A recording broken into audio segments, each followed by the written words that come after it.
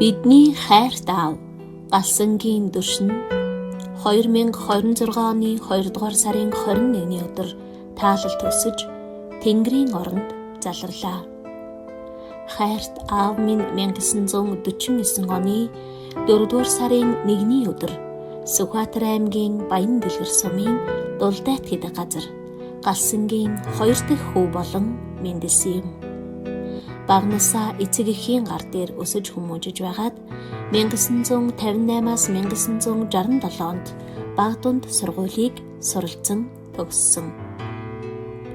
1967-оос 1968 онд Бүгд найрамдах Беларусь ард улсад махны үйлдвэрлэлийн чиглэлээр суралцсан төгсөж махны үйлдвэрлэлийн технологич мэргэжил эзэмшсэн юм.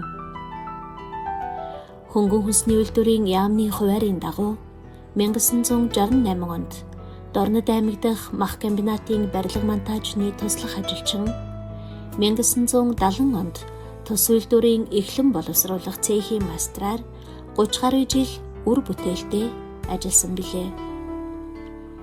1974 онд хүнсний аж үйлдвэрийн дэргэдэх мастрын курсэд суралцаж үйлдвэрлэлийн мастрын мэргэжил эзэмшсэн. Бүгд найрамдах ардчилсан Герман улсад 6 сарын үйлдвэрлэлийн дадлахын мэргэжлээ дээшлүүлсэн билээ.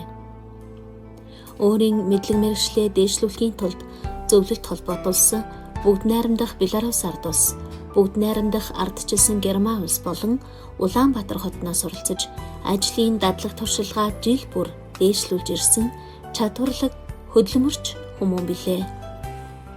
Хайрт аавын минь улсад 30 гаруй жил үр бүтээлтэй тасралтгүй ажилласныг байгууллага хамт олон төр засгаас өндрөөр үнэлж, Алтан гадас одан хөдөлмөрийн хүндэт медаль, хөнгөн хүнсний үйлдвэрийн яамны хүндэт үнэмлэх, хөнгөн хүнсний үйлдвэрлэлийн тэргүүний мастер цол тэмдэг, хүнсний үйлдвэрийн тэргүүний ажилтан, Дорнод аймгийн тэргүүний ажилтан, Чайбалсан хотын тэргүүний ажилтан, Ардын хувьсгалын 60, 80, 100 жилийн ой медаль, 6 дугаар 5 жилийн гавшгайж цол тэмдгээр тус шагнаж үйлдвэрийн хүндэт дэвтэрт нэрийг нь мөнхөлсөн билээ.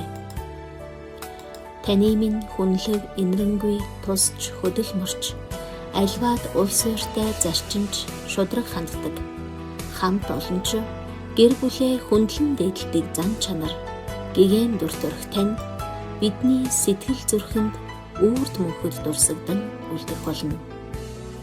Гэр бүл, үр хүүхэд, төрөл төрөстөн